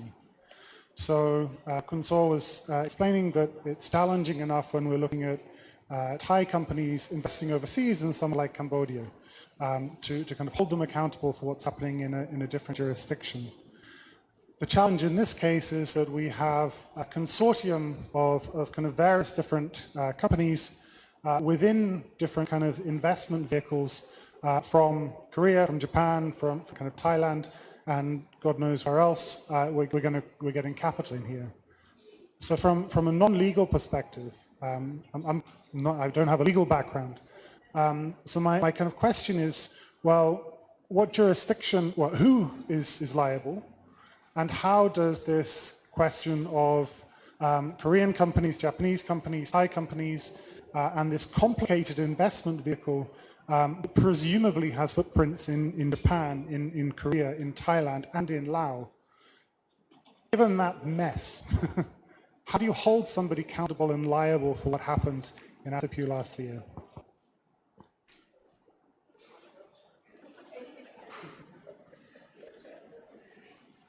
Yeah, that is very complicated case here.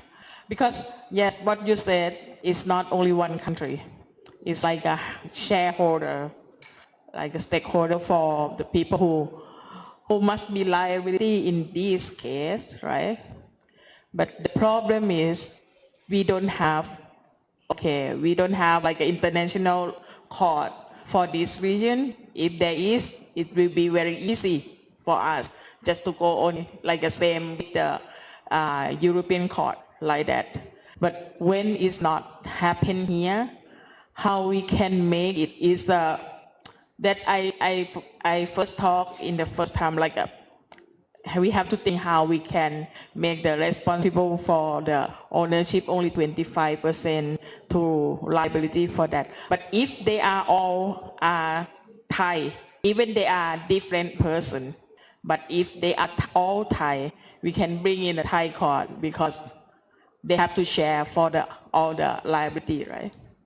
Then what I feel now, we have ASEAN in Thailand, in this Asia, Southeast Asia, but also it's not including Korea, and also it's not include the Japan.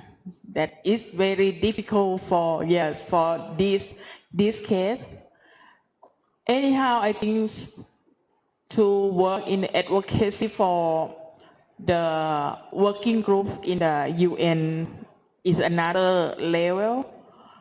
For the regional or international level, it would be useful for actually, protecting our victim who I would call the people who suffer from this project is not only the people who die, the people who lost land, but the people who report the news and then they have to run away from their country because of they try to release the information is also victim from this project. Then this kind of thing need the global initiative to support all the victims like that. Whenever some project is happened because of this, a lot of country have to involve in the same time. And this is, I don't think this will be the only one case in this global when a lot of investors try to make it complicated, mixed investor in other country. Then this is, we have to think about how we can make all of investors to accountable that the UN Working Group on Business and Human Rights, they try to request all the state members to respond on the due diligence, not only for the government, but it's for the company, because they also find a lot of information like this in other regions as well. And I would not have any, I don't have any answer like what it can be, but what we can do, it seems like we as a group who are here and other need to support and think wherever we can do, we must do it. Yeah. Just want to add to it. It ties to the question the gentleman here asked, like rise of PPP. The legal mechanism, it kind of lags behind the fast changing business, how can I say, environment. And we are seeing the increase in different types of this trans-border project and also very complicated business deals involving various stakeholders. And so we do not yet have the legal mechanism to effectively answer to those issues. But by working on coming up with creative strategies to answer those issues, that we are confident that legal mechanism will catch up. But because business terrain changes faster than legal terrain, that's why we have this gap in time where we, CSOs and activists come in to work to make that change faster. Thank you. I just want to add some other points. So if the similar case happens in, for example, like South Korea or Japan, the situation could be easier. We just bring the case with some of the relevant stakeholders and see how the court decide, because there is a jurisdiction. So the first difficulty for this case is the low, the low level of governance of the Laos, the state. We cannot bring this case to the Laos, the court. Then how we can do is, that is why we are facing these difficulties. The problem isn't so much the lack of governance in Laos, the prejudice of investments going ahead. Yes, there is initiative, Just quickly, sorry. Sorry, if you're going to speak,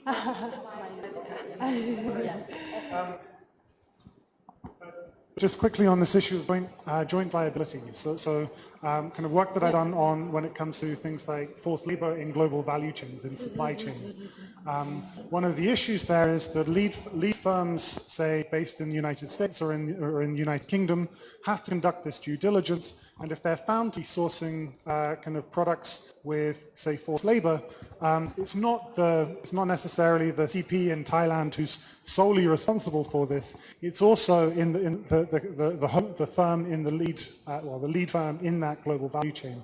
So to what extent can that notion of joint liability I mean, because we've got 25, 25, 25, 25, nobody has got a majority say, right? So no one person has the majority. So why can't, or what are some of the challenges from a legal perspective, saying, look, 25, 25, 25, 25, that's how you're going to resolve and compensate these people? Yes, I mean, I agree to from the somehow the legal perspective, and maybe the possibility of the dealing with that kind of the converse case is to use, for instance, like an international arbitration. That is, actually this is still under the development, but for international arbitration, now there is rules, particularly focusing on business human rights perspective, how, that we can deal with this type of case, that's through UN guiding principles in international arbitration cases. There is no case, they're focusing on the responsibility, like shared liability so far, but it could be, I mean, it is just my point of view, yeah. And also maybe that we can ask, therefore, the relevant stakeholders to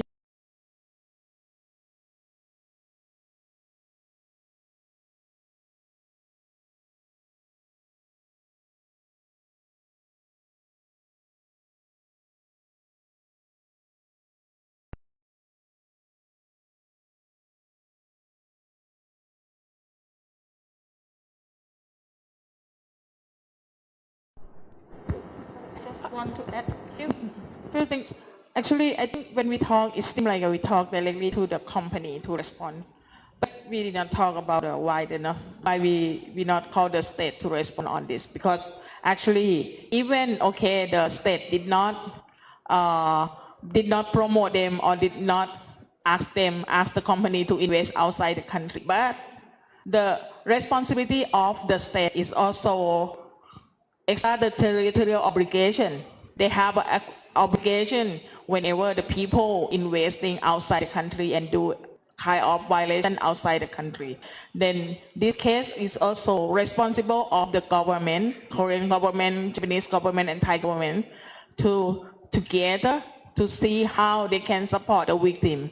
Not just think only, okay, now we donate money because Thailand is already done, like they donation the money to the victim, but I'm not really sure is there reaching directly to the victim or somewhere else that we don't know. But the remedy is not only giving money that Gail already said that just only few money and they don't survive. And now where they are living, I heard that they cannot living in the camp because the camp is nothing and they need to survive. Then they have to go somewhere else. When they want to go back to their land, they also cannot do because of the government in Laos block them to reach over there. Then how we can help and make effectively to support the victim? Thank you. Actually, picking up from what Saw said, if we look at hydropower investment, it's one of the most publicly underwritten investments. So hydropower projects, by and large, always have some level of governmental guarantee and taxpayer support because they get insurance, they get support from Exim banks, and so on. So if we actually look at the Korean investment, you look at the Thai investment in hydropower, they always have some form of public taxpayer money, and this goes back to the question of a PPP, the public-private partnership. Basically what it means is that the public underwrites private investment. So one way or another, there is every reason for the state to step in these types of cases and exercise its role of protecting the public interest, not protecting the private interest. So definitely, I think the issue is not only that the private company should be asked to be responsible, the state, the public sector also must be responsible.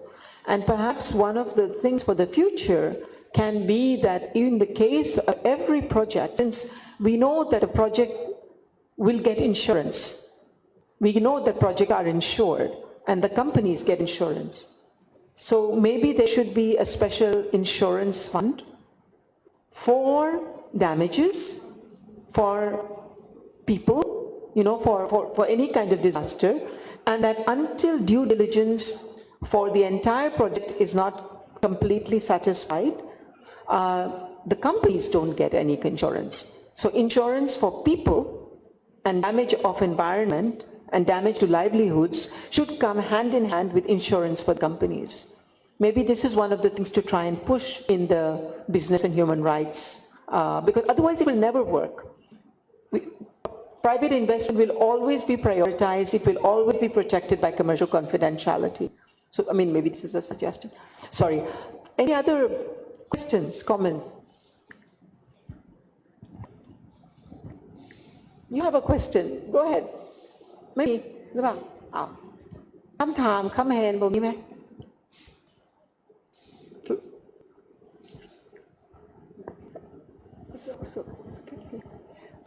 I want to add some about the traditional donors role because Lao Holding State Enterprise was established by the Lao government, but idea came from World Bank or ADB because it's a this is funded this Lao Holding State Enterprise established by the Namtundu project, which biggest dam project in Laos, and World Bank and ADB and other donors countries like Japan push this project in around 10 years ago, 20 years ago, and so there are so many discussions. We have to not forget about the role of the traditional donors, I think. Maybe you add some. Yeah, thank you, Yuka, because it's true. One of the, I mean, Yuka reminded us of something very, very important, and that is the role of the international financial institutions and the what we call the traditional donors and creditors in shaping hydropower development in the region and pushing for Laos to use hydropower as its export strategy. Without doing maybe sufficient, and there's not sufficient due diligence about whether the geography of Laos can support so many dams, And I think even today, right, IFC has, maybe you want to say some more about IFC. All right. Okay, so any other questions, additions, any sharing? It's important because our panelists are also part of the UN Business Human Rights, and they're also part of the OECD complaint process, so they can take all these comments and yes, Mike is somewhere there. Just one quick kind of comment on the returns, the financial returns that these companies that you're kind of looking at trying to hold accountable for this damage. And there was some data that I was coming across recently that was basically looking that for financial companies that are looking to invest in things, in infrastructure in generally in developing countries like Laos, they're looking to get a minimum 16% return on investment year on year. So if you look at a $1 billion investment, the sort of 16% of that every year as kind of compound growth is a huge amount of money. Now, when it comes to something that's a little bit more risky, like hydropower and dam, the returns are going to be even larger. So when it comes to thinking about the compensation that some of these villages in Atapu are not receiving, it would be worth kind of trying to find out, well, how much money have these companies been making sort of year on year in terms of the kind of the return on their speculative investments in these vehicles. I don't know if any of you would like to respond or to take that as a suggestion. And I see if anybody has any other questions.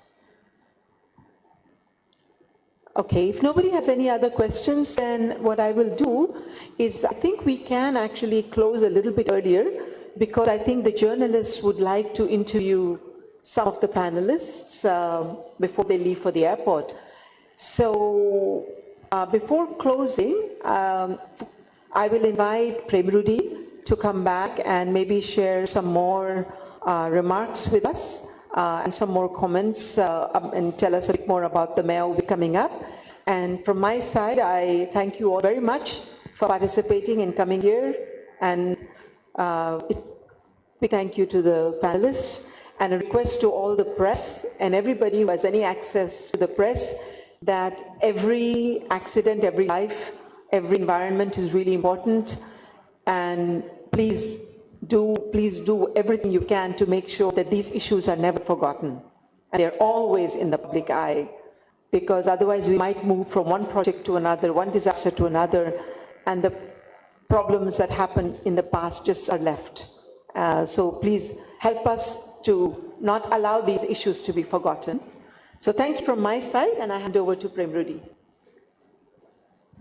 Thank you, Shamali, and thank you everyone, our panelists today. I think it was a very lively, presentation, and also from the floor as well, the way you share. I mean, when I listen to our friend from Thammasat, actually repeating of what people are saying here is that the situation of Xepian Xenamnoy is very complex. I think it is true, and I think one thing that we all know is Xepian Xenamnoy scenario is representing what we are facing now in the region, right? The work of the government and the company, the business, in a very big project that affected to the local communities, and we have no real answer for that yet, right? Lots of actors and so on. But I think what we have listened from our panelists here today, at least inform us that all of us are working hard, right? It's almost 1 year already after the Xepian Xenamnoy Dam broke, but from the level of trying to understand the situation on the ground up to trying to use some kind of the mechanism, OECD, and even today we discuss a lot how to climb up to the level of the legal, using the legal aspect to really work on Xepian Xenamnoy.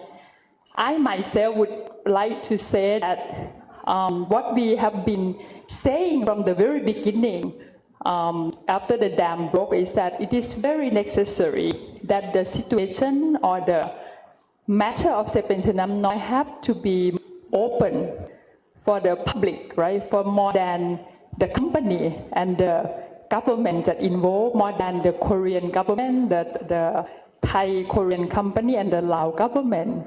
So I would like to say that if Xepian Xenamnoy in any way really became a turning point of all of us, the way we're looking at the matter of the hydropower dam in Laos, including the Lao government, today we don't have anyone from the company or from the government, and we do hope that in the future, if you would like to start to discuss with the so-called public or the people who are monitoring, working on this very hard, you can start from our panelists.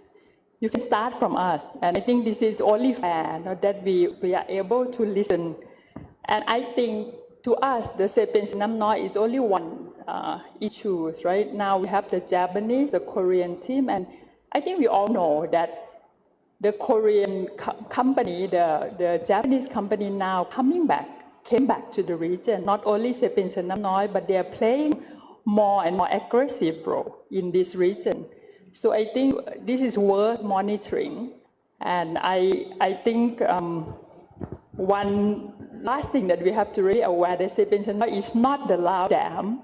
It's a dam that affects not only the Lao people, but also Cambodian local people. And after the Xepian Xenamnoy, we have the incident of the dams in Laos released the water, right? And it became the flood in northeastern Thailand in a very large area. So to us, Xepian Xenamnoy is the Mekong Dam, is a regional issue.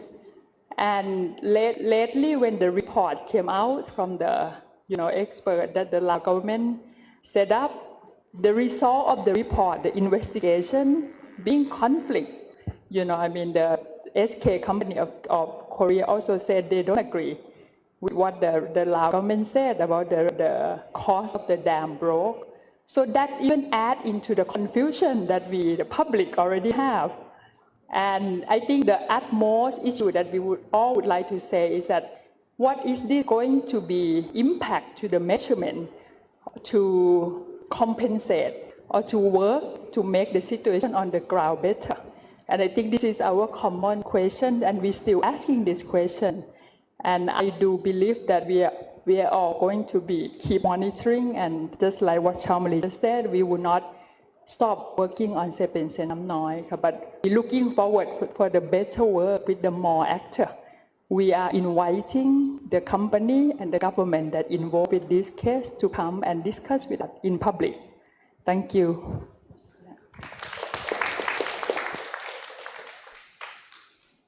And lastly, don't forget our another 2 events on the 18th evening and on the 19th. Please come and join us. And you can follow us at our Facebook page, the Mekong-ASEAN Environmental Week, please.